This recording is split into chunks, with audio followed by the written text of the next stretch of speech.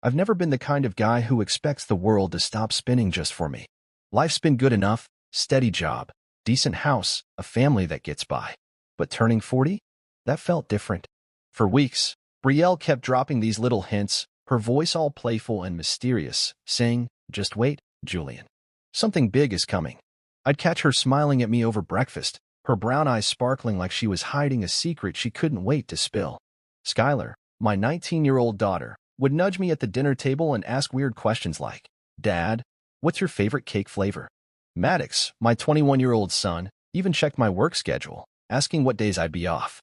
I'm a construction supervisor, so my hours are long, but I started thinking maybe they were planning something. A surprise party, maybe? A nice dinner out?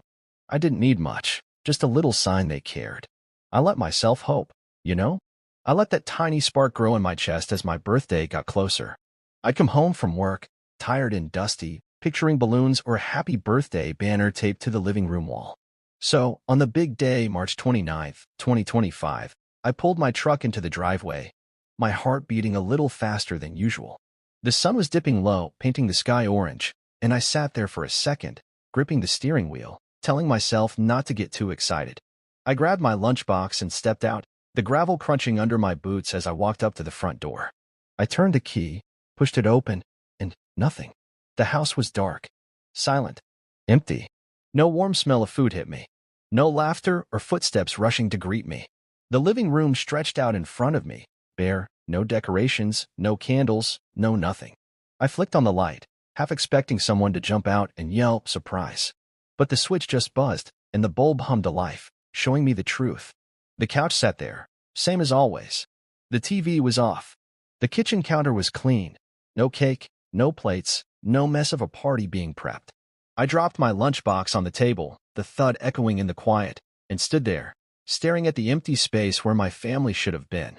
My phone stayed silent in my pocket. No texts, no calls, no, "Hey, we're running late."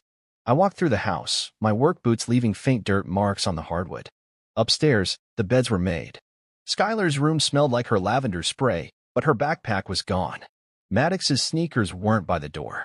Brielle's purse, the one she always leaves on the hall table, wasn't there. I checked the garage, her car was missing. My stomach twisted, heavy and sour, like I'd swallowed a rock. I told myself maybe they were out getting something last minute. Maybe they'd pull in any second, headlights flashing, full of apologies and excuses. I sat on the couch, still in my dusty jacket, and waited. 5 minutes turned into 10. 10 turned into 30. The clock on the wall ticked louder than it ever had before, each second slicing into that dumb hope I'd been carrying. I leaned back, rubbed my face, and felt the weight of 40 years settle on me. Not the milestone I'd imagined, but something else. Something cold. I grabbed a beer from the fridge, popped it open, and took a long sip, the bitter taste matching the ache starting to spread in my chest. They weren't coming. I knew it then, deep down, even if I didn't want to admit it.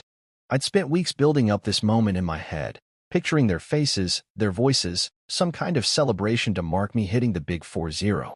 But the house stayed quiet, and that silence told me everything. I wasn't worth the effort. Not to them. I set the beer down, my hand shaking just a little, and stared at the blank TV screen. My reflection staring back, tired eyes, gray creeping into my beard, a guy who thought he mattered. 40 years old, and this was it.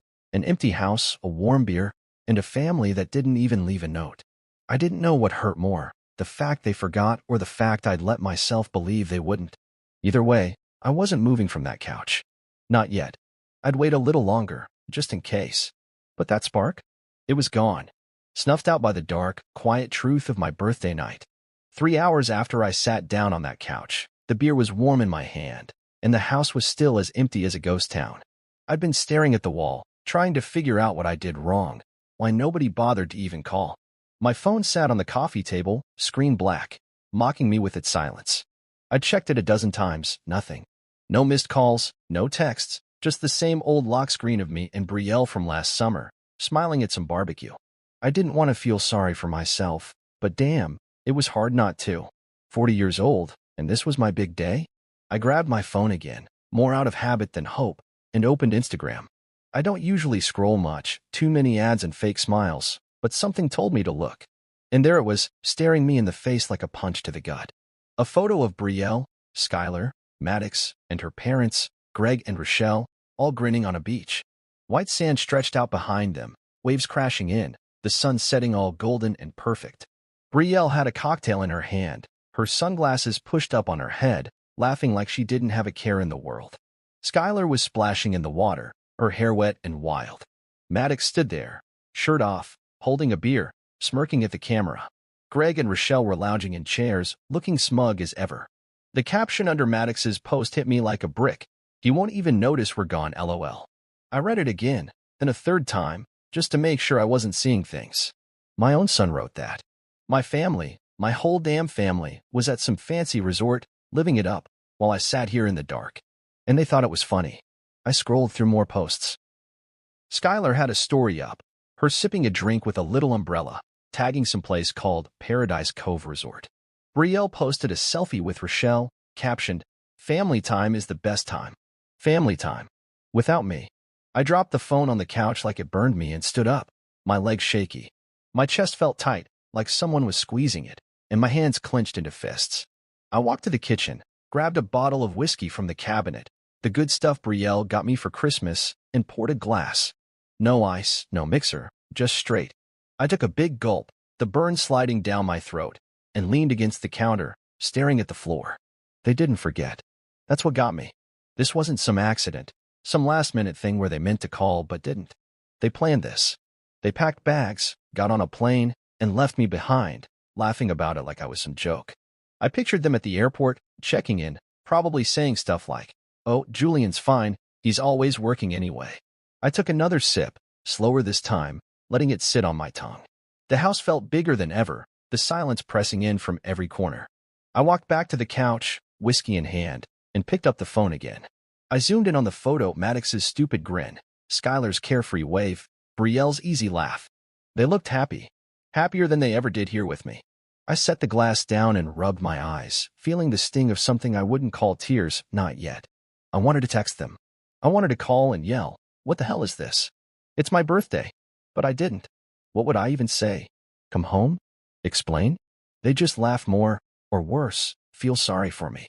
I didn't want their pity. I didn't want their excuses. I scrolled back to Maddox's caption, "He won't even notice we're gone, LOL," and it played over and over in my head like a bad song. He was wrong, though. I noticed. I noticed every second of it.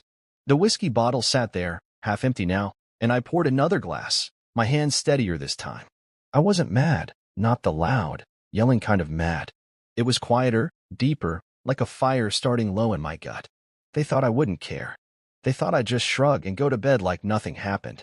But I wasn't that guy anymore. I took a sip, leaned back, and let the silence wrap around me. They were wrong about me, and I'd make sure they knew it. Not tonight, though. Tonight, I'd sit here, drink my whiskey, and let that fire grow. Tomorrow? That was another story. The whiskey bottle was nearly empty by the time I decided sitting around feeling sorry for myself wasn't enough. It was past midnight, my birthday officially over, and the house still echoed with that hollow silence. I wasn't drunk, not really, just buzzed enough to feel the edges of my anger sharpen. Maddox's caption kept bouncing around in my head. "He won't even notice we're gone, LOL." They thought I was blind, some dumb workhorse who'd just keep plodding along, too busy or too stupid to see what they were doing. But I saw it all now, clear as day, and I wasn't going to let it slide. I grabbed my laptop from the coffee table, flipped it open, and started digging. First, I went back to Instagram, saving every post and story they'd put up, Brielle's selfies, Skylar's beach videos, Maddox's smug little updates. I took screenshots, noting the timestamps. They'd been gone at least 2 days, maybe more, based on the resort's check-in pics. Then I pulled up our joint bank account online. I'm the one who usually handles the bills, keeps the numbers straight, so I knew exactly where to look. My stomach dropped when I saw it. A $3,800 withdrawal, dated 3 days ago. Cash, not a card swipe, sneaky, like they didn't want a trail. I leaned back, rubbing my jaw, thinking about how I'd just given Maddox the same amount last month for a deposit on his new apartment. He'd hugged me, said, "Thanks, Dad, you're the best." I'd felt good about it, proud even. Now, it looked like that money funded their little getaway. I kept scrolling through the bank records, my fingers moving faster as the pieces clicked together. There were small charges too, gas, a coffee shop near the airport, but nothing big enough to explain a resort trip. That's when I remembered Brielle's emergency credit card, the one she said was for unexpected stuff like car repairs. She kept the statements in a drawer in our bedroom, tucked under some old tax files like I'd never bothered to check. I got up, the whiskey buzzing in my veins, and headed upstairs. The drawer squeaked as I pulled it open, and there it was, a stack of envelopes from a card I didn't even have the number for. I ripped one open, dated last month, and started reading. My eyes widened as the charges piled up. $1,200 at a spa, $800 at some fancy clothing store, $450 for lunch with Rochelle at a place I'd never even heard of. Month after month, it was the same, thousands racked up on stuff she never mentioned. The latest statement, unopened, showed new charges for $1,500 at Paradise Cove Resort, plus a couple hundred more for extras. $92,000 total, spread over a year. I dropped the papers on the bed, my hands shaking, not from the whiskey, but from the weight of it all. This wasn't just a birthday snub. This was a whole secret life. I went back downstairs, grabbed a notebook, and started writing it all down. Dates, amounts, everything. The reliable Julian Hartley, the guy who clocked in early and stayed late, who paid the mortgage and fixed the leaks, had been erased. They'd turned me into a walking ATM, a shadow they could step over while they sipped cocktails and laughed. I poured the last of the whiskey, staring at my messy handwriting, the numbers glaring back at me. I didn't cry. I'm not the crying type, but my throat felt tight, like I couldn't swallow right. I thought about the years I'd spent building this life, the overtime I worked so Skylar could go to college, the weekends I gave up to keep us afloat. And for what? So they could jet off and mock me? I flipped the notebook shut and leaned back, the couch creaking under me. The anger wasn't loud anymore. It was cold, steady, like a river carving through rock. I wasn't going to yell or smash things. That's not who I am. But I was done being invisible. I'd been the guy who kept quiet, who let things slide, who trusted too much. Not anymore. I took a slow sip of whiskey, letting it burn, and made a promise to myself right there in the dark. They'd remember me, not the old Julian, the one they walked all over, but this one, the forgotten one, the one who'd been watching all along. And I'd start by making sure they couldn't hide from what they'd done. Not from me. Not ever again. 2 days after my birthday, I woke up to the same quiet house, the same empty feeling sitting heavy in my chest. The whiskey bottle was still on the counter, a reminder of that first night, but I didn't touch it again. I'd spent the last 48 hours keeping busy, work, grocery runs, anything to keep my mind off the hole my family had left. I didn't call them. I didn't text. I'd seen enough on Instagram to know they were still at that resort, probably lounging by the pool while I ate cold leftovers alone. My phone stayed quiet too. No apologies, no check-ins, nothing. It was like I didn't exist. But that changed on the second day. I was sitting on the couch, flipping through channels I didn't care about, when my phone started buzzing. WhatsApp lit up with a flood of messages, one after another, like they'd all remembered me at once. I picked it up, my thumb hovering over the screen, not sure I even wanted to look. The first one was from Brielle. Julian, where are you? Like I was the one who'd disappeared. Then Skylar, Dad, are you okay? Please answer. Maddox chimed in with, Yo, Dad, what's up? You good? I scrolled through 49 messages total, piling up over a few hours. Voice notes too, Skylar's voice, soft and shaky, saying, Dad, I'm worried. Just let us know you're fine. Brielle sent a longer one later. Julian, please don't shut me out. We're flying back early. Talk to me. I sat there, staring at the screen, the words blurring together. Part of me wanted to feel something, relief, maybe, or even anger, but I didn't. It was too late for that. They'd had days to reach out, and now, what? They were scared I'd gone off the deep end? I set the phone down and leaned back, my hands resting on my knees. The house creaked around me, the fridge humming in the kitchen. I could have answered. Could have typed back. I'm here. Where the hell were you? But I didn't. They didn't deserve that yet. Instead, I got an idea. I grabbed my phone again, opened Instagram, and flipped through my camera roll. There wasn't much, just some work pics, a shot of my truck, and then one from yesterday. I'd stopped at the grocery store after my shift, picked up a cheap chocolate cake from the bakery section. It was small, kind of sad-looking, with happy birthday scribbled in messy icing. I'd taken a picture of myself holding it in the kitchen. No smile, just me, and the cake under the fluorescent light. I hadn't planned to post it, didn't even eat the damn thing, but now it felt right. I uploaded it, no filter, no caption, no tags. Just the timestamp, March 28th, 2025, 7:42 p.m. I hit post and watched it go live. It wasn't about being petty. It wasn't some big screw you to them. It was a marker, a quiet little flag in the ground saying, I'm still here. I see you. And I'm not the one who's missing. I tossed the phone on the cushion next to me and stood up, stretching my arms over my head.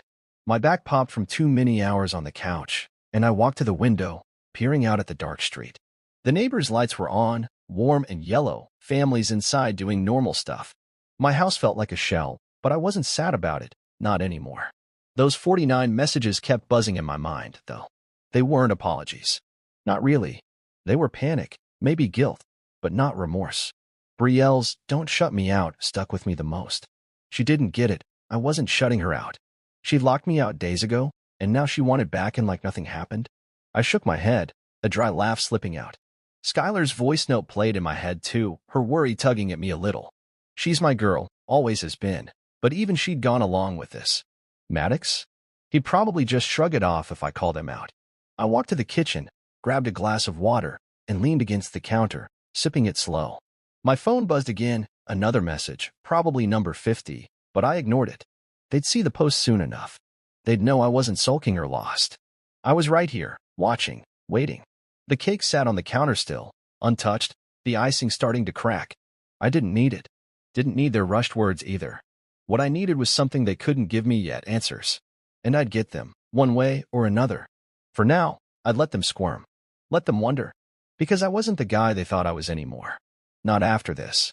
3 days after my birthday, I was sitting in the living room, the TV on low, some dumb game show buzzing in the background. I hadn't answered any of those 49 messages, hadn't called back, hadn't even looked at my phone much since I posted that cake picture. It was late afternoon, the sun slanting through the blinds, casting stripes across the carpet. I'd just gotten home from work, still in my dusty jacket, when the doorbell rang. It wasn't a soft knock. It was sharp, insistent, like someone who didn't want to be ignored. I stood up slow, my boots heavy on the floor, and walked to the door. I didn't know what I expected, but my gut told me it was them. I turned the knob and pulled it open, and there they were, Brielle, Skylar, Maddox, and her parents, Greg and Rochelle, all standing on my porch like some awkward family portrait. Brielle was in front, holding a shiny gift bag, her smile tight and fake, the kind she uses when she's nervous. Skylar and Maddox hung back, Skylar picking at her nails, Maddox staring at his shoes. Greg and Rochelle stood there like they owned the place, Greg's arms crossed, Rochelle's lips pursed. I didn't say a word, just leaned against the doorframe, looking at them, letting the silence stretch out. Brielle shifted her weight, the gift bag crinkling in her hands. Julian, she started, her voice too bright. We're back. We wanted to see you. I didn't move, didn't nod, just kept my eyes on her. She faltered, then held up the bag like it was a peace offering. I got you something. For your birthday. I glanced at it, probably some overpriced shirt or watch she thought would fix this. I didn't take it. Instead, I reached into my pocket, pulled out my phone, and opened Instagram. I held it up, Maddox's post right there on the screen. He won't even notice we're gone, LOL. I turned it so they could all see, my thumb resting on the edge. The air changed, like someone sucked the oxygen out of it. Brielle's smile dropped. Skylar's head snapped up, her eyes wide. Maddox shifted, muttering something under his breath. Greg cleared his throat, but I didn't give him a chance to speak. I looked straight at him, his smug face all red from the sun, and said, "You're not welcome here." My voice was calm, low, but it cut through the tension like a blade. Greg blinked, his mouth opening, then closing. Rochelle stepped forward, her voice sharp. "Now, Julian, that's uncalled for." I didn't let her finish. I said what I said. "You don't get to walk in here. Not after this." I nodded at the phone, then stepped aside, holding the door open just enough for Brielle and the kids. "You three can come in." "They can't." Brielle hesitated, glancing back at her parents, but I didn't budge. Greg huffed, turning to Rochelle like he expected her to fight me, but she just glared, her hands on her hips. After a long second, Brielle nodded at Skylar and Maddox, and they shuffled past me into the house. I shut the door behind them, leaving Greg and Rochelle standing there, their shadows still on the porch. Inside, the living room felt smaller with them in it. Skylar sat on the edge of the couch, her knees bouncing. Maddox leaned against the wall, arms crossed, avoiding my eyes. Brielle stood in the middle, still clutching that gift bag like it was a lifeline. I walked past her, set my phone on the coffee table, and turned to face them. "So," I said, my hands in my pockets, "how was the beach?" Brielle flinched, her mouth opening, then closing. Skylar looked like she might cry, her fingers twisting together. Maddox shrugged, mumbling, "It was fine." I nodded, letting that sit for a second. "Fine," I repeated. "Good to know." I didn't yell. I didn't need to. The weight of it was already there, pressing down on them. Brielle took a step toward me, her voice soft. "Julian, we didn't mean for it to be like this. It was supposed to be." I held up a hand, stopping her. "Don't. Not yet." I looked at Skylar, her big eyes all watery, then at Maddox, his jaw tight. "You're here now. That's something. But them." I jerked my head toward the door. "They don't get a pass. And neither do you, not yet." I sat down in my chair, the one by the window, and picked up the remote, turning the TV off. The room went quiet, just the sound of their breathing and the faint hum of the fridge. They wanted to talk, to explain, but I wasn't ready to hear it. Not until I knew they felt this, really felt it. I'd let them in, sure, but this house wasn't their playground anymore. It was mine, and I was done being the guy they could leave behind.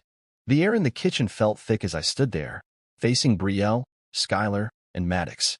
They'd followed me in after I shut the door on Greg and Rochelle, and now we were here, the four of us crammed around the table like some messed-up family meeting. I'd grabbed a folder from the counter, the one I'd been filling with everything I'd found. Bank statements, screenshots, credit card charges. It was heavy in my hands, heavier than it should have been, and I dropped it on the table with a thud. The sound made Skylar jump, her eyes darting to it like it might bite her. Brielle sat down slow, still holding that stupid gift bag, while Maddox stayed standing, his arms crossed tight. I didn't sit. I stood there, looking at them, and finally asked the question that had been burning in me since I saw that Instagram post. "When did I become invisible to you?" My voice was steady, quieter than I felt, but it hit them hard. Brielle's head snapped up, her mouth opening like she had an answer ready, but nothing came out at first. Skylar stared at the table, her fingers tracing the wood grain. Maddox shifted his weight, his jaw clenching. I opened the folder, spreading out the papers. $3,800 withdrawn from our savings, $92,000 racked up on that secret card, resort charges stamped with dates that lined up with my birthday. I pointed at Maddox's post, the LOL glaring up at us. "You think this is funny?" I said, tapping it with my finger. "You think leaving me here while you're all off sipping drinks is a joke?" Brielle found her voice then, leaning forward, her hands clasped tight. "Julian, it wasn't like that. We were going to surprise you, do something when we got back. It got out of hand, that's all." Her words sounded rehearsed, like she'd been practicing them on the plane. I didn't buy it. I flipped to a screenshot of her texting Rochelle weeks ago, found it in her old phone I dug out of the closet, saying, "He'll be fine, Mom. Let's just go." I held it up, watching her face go pale. "This doesn't look like a surprise to me," I said. "This looks like you plan to ditch me." Maddox piped up then, his voice rough. "Dad, it was just a dumb post. I didn't mean it like that." I turned to him, my eyes narrowing. "You didn't mean it? You wrote it, Maddox. You laughed about it. You took my money I gave you for your place, and spent it on this." He looked away, his shoulders slumping, but he didn't argue. Skylar started crying then, soft little sobs that made my chest ache. She's always been the sensitive one, my little girl who'd climb into my lap when she was scared. "Dad," she said, her voice breaking, "it was supposed to be for you too. We were all going to go, me, you, Mom, Maddox. But then Grandpa said," she trailed off, wiping her eyes. I leaned in, my hands flat on the table. "Said what, Skylar?" She swallowed hard, glancing at Brielle, who wouldn't meet my gaze. "He said you'd bring down the vibe. Bet you're always so serious, and it'd be more fun without you." The words landed like a hammer, cracking something inside me. I straightened up, looking at Brielle. "Is that true?" She didn't answer right away, just stared at the table, her fingers twisting together. "Julian, it wasn't my idea," she finally said, her voice small. "Dad kept pushing, and I didn't know how to say no." I let out a dry laugh, shaking my head. "You didn't know how to say no? To your dad? But you knew how to say no to me, how to leave me out, how to take our money and run off with them." I flipped the folder shut, the snap of it loud in the quiet. "I've been working my ass off for this family, for you, for the kids. And this is what I get? You let Greg decide I'm not worth it. Skylar reached for my hand, her fingers cold. Dad, I'm sorry. I didn't want it to be like this. I looked at her, saw the truth in her eyes. She meant it. But it didn't erase the hurt. Maddox mumbled something that might have been sorry, but he still wouldn't look at me. Brielle stood up, stepping closer. Julian, we can fix this. Please. I stepped back, out of her reach. Fix it? You don't fix something you broke on purpose. I grabbed the folder, holding it up. This is what you did. You don't get to walk in here with a gift bag and some tears and make it go away. The room went still, just Skylar's sniffles and the faint hum of the fridge. I looked at them, my wife, my kids, and felt the betrayal cut deeper than I'd expected. They'd chosen Greg's version of fun over me, and I wasn't sure I could forgive that yet. After that showdown in the kitchen, I didn't sleep much. The house felt different now, like it wasn't theirs anymore, just mine. Brielle, Skylar, and Maddox had left the room quiet. Skylar still crying, Maddox slinking off to his old bedroom, Brielle hovering like she wanted to say more but didn't dare. I'd laid it all out, the money, the lies, the way they'd made me feel, and I wasn't backing down. The next morning, I got up early, the sun barely up, and started making changes. I sat at the kitchen table with my coffee, laptop open, and pulled up our bank accounts. My hands moved fast, clicking through screens, setting up a new account in just my name. I transferred half our savings, enough to cover 3 months of the mortgage and utilities, into it, leaving the rest for Brielle to figure out. She'd have to start pulling her weight now. I canceled the joint credit card, the one she thought I didn't know about, and set up a direct payment for Skylar's college tuition so it'd go straight to the school. No more middleman, no more chances for that money to disappear. By the time the coffee was cold, I'd drawn a line in the sand. I wasn't kicking them out, not yet, but things were going to be different. Brielle came downstairs around 8, her hair messy, as puffy like she hadn't slept either. She stopped in the doorway, watching me pack up my laptop. Julian, what are you doing? She asked, her voice shaky. I didn't look up, just kept stacking papers. Making sure I'm not invisible anymore, I said. You're in the guest room from now on. Separate accounts. You pay half the bills. Skylar's tuition's covered, but that's it. No more free rides. Her face crumpled, but I kept going. And I changed the locks. You'll get a key when I know you're serious about this. She stared at me, mouth open, then sank into a chair. Julian, this is crazy. We can talk about this. I cut her off, standing up. We talked last night. You didn't listen then. Now you will. I grabbed my keys and headed to the garage, leaving her there. At the hardware store, I bought new deadbolts, heavy ones, and spent the morning installing them. The drill buzzed in my hands, the sound drowning out the noise in my head. Maddox came down as I was finishing the back door, his hair sticking up, still in yesterday's clothes. Dad, what's with the locks? He asked, rubbing his eyes. I tightened the last screw and stood up, brushing sawdust off my jeans. It's my house too, I said. You want in, you knock. You want to stay, you start acting like it. He frowned, but didn't argue, just shuffled back upstairs. Skylar was different. She came out later, her eyes red but dry now, and sat on the porch step while I tested the new key. Dad, she said, her voice small, I don't want you to hate me. I stopped, looking at her, my little girl all grown up and caught in this mess. I don't hate you, I said, softer than I meant to. But I can't trust you yet. You've got to show me you mean it. She nodded, hugging her knees, and I felt that old ache for her, the one that never goes away. I finished up and went inside, resetting the Wi-Fi password next, something simple, Julian 40, but they wouldn't guess it. Brielle tried to talk again when I came back in, following me to the living room. This isn't you, Julian. Locking us out, splitting everything, it's not fair. I turned to her, my hands in my pockets. Fair? You took our money, left me here, let your dad call me dead weight. That's not fair. This is me surviving. She flinched, but I didn't stop. You want to fix it? Earn it. Respect's gone. You've got to bring it back. She didn't say anything, just stood there, tears welling up. Maddox stormed out then, grabbing his jacket. This is bullshit. Dad, he snapped. I'm out. He slammed the door, the new lock clicking behind him. I didn't chase him. He'd figure it out or he wouldn't. Skylar stayed, though, hovering near me the rest of the day, helping with small stuff, bringing me a screwdriver, making coffee. She didn't say much, but she was there, and that was something. By night, the house felt solid again, locked up tight, mine in a way it hadn't been before. Brielle moved her stuff to the guest room without a word, her footsteps heavy on the stairs. I sat on the couch, the new key in my hand, and looked around. This wasn't revenge, it was a wall, a boundary carved in stone. They'd have to climb it if they wanted back in. And I'd be watching, waiting to see if they could. A week after I changed the locks, things settled into a strange new normal. Brielle stayed in the guest room, quiet and distant, coming and going without much talk. Skylar stuck around more, her presence soft but steady, like she was trying to glue something back together.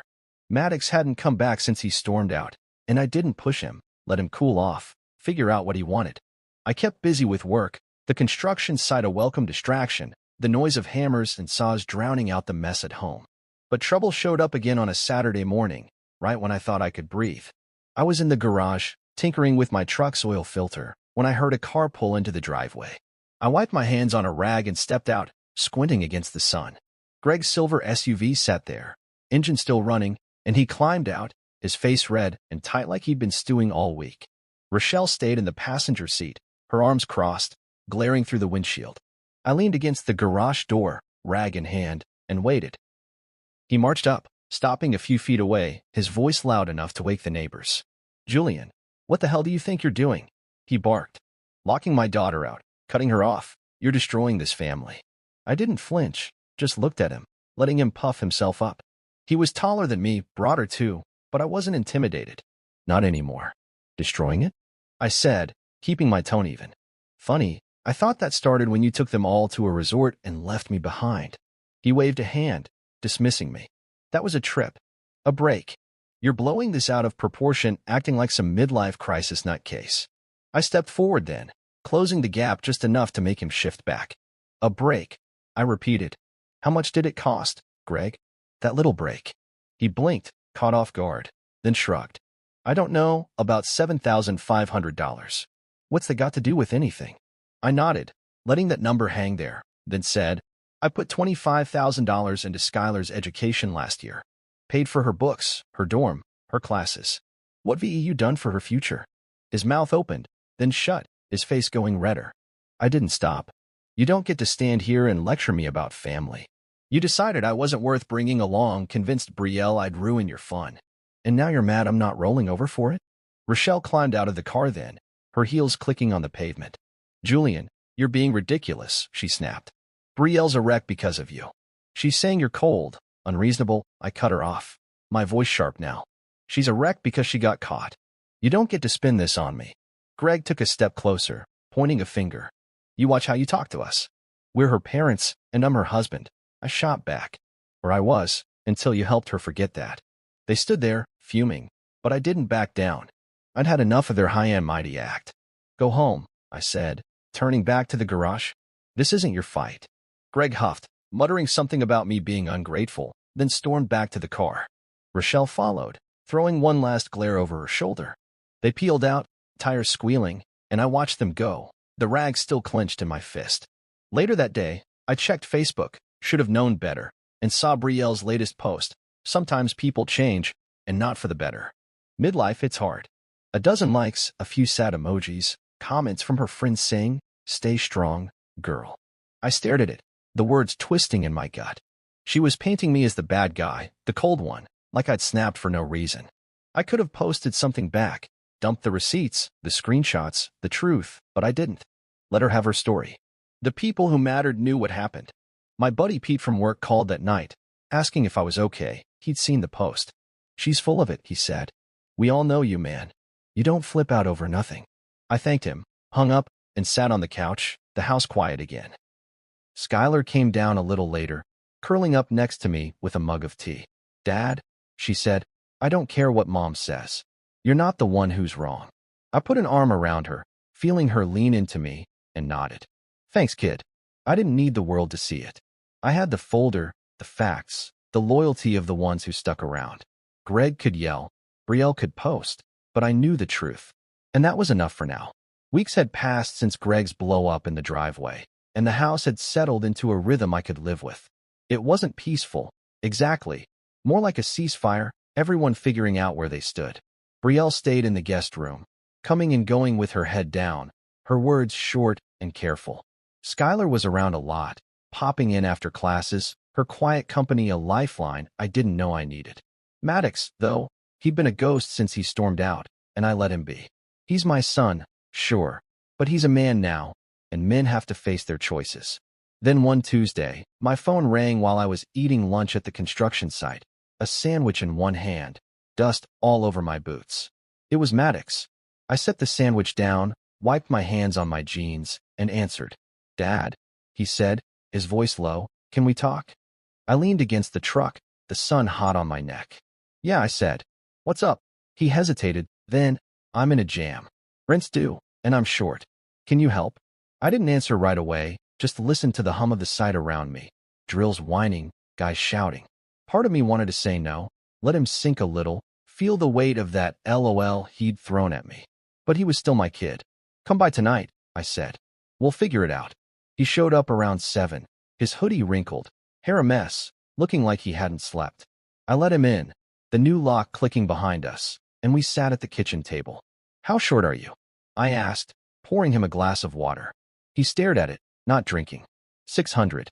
I thought I had it, but work cut my hours. I nodded, pulling out my laptop. "All right. We're not just throwing money at it, though. Show me what you've got, bills, pay stubs, all of it." He blinked, surprised, but dug into his backpack, pulling out crumpled papers. We spent an hour going through it. His rent, his phone bill, the little he'd saved. I showed him how I'd always done it for the house, tracking every dollar, making it stretch. "See this?" I said, pointing at the screen. "You plan ahead, you don't get stuck." He nodded, slow, like it was sinking in. By the end, we'd made a spreadsheet. Nothing fancy, just numbers and rows. I gave him the 600 cash from my new account, but I made him write it down. "You owe me," I said. "Not because I'm mad, just so you learn." He looked at me then, really looked, and said, "I get it, Dad."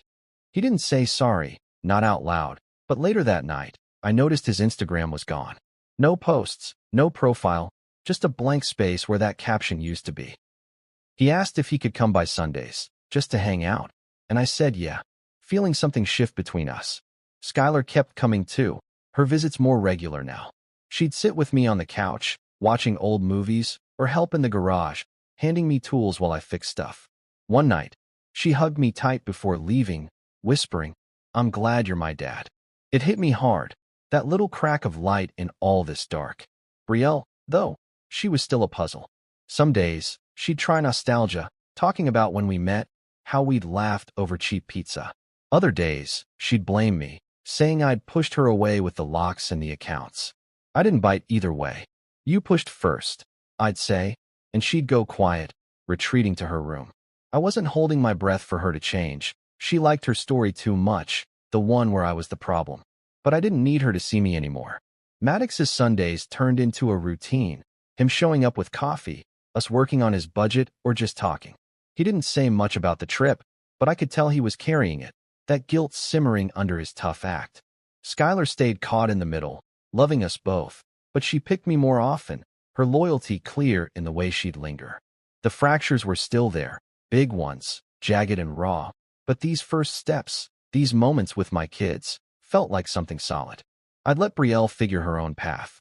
I'd already let go of needing her to come back.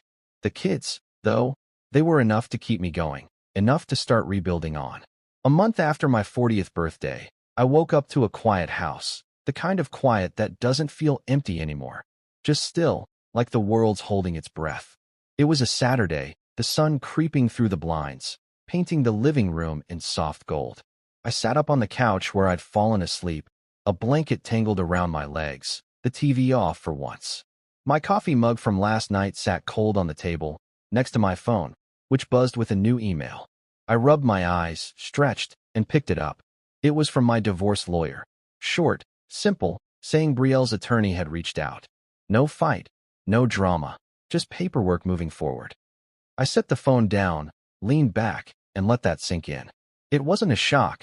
Brielle and I hadn't really been together since she came back, not in any real way.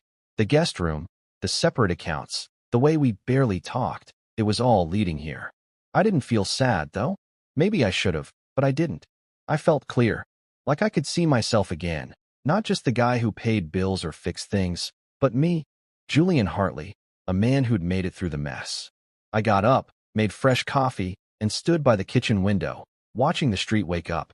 Kids rode bikes. A neighbor waved as he mowed his lawn. My truck sat in the driveway, dusty but solid, like me.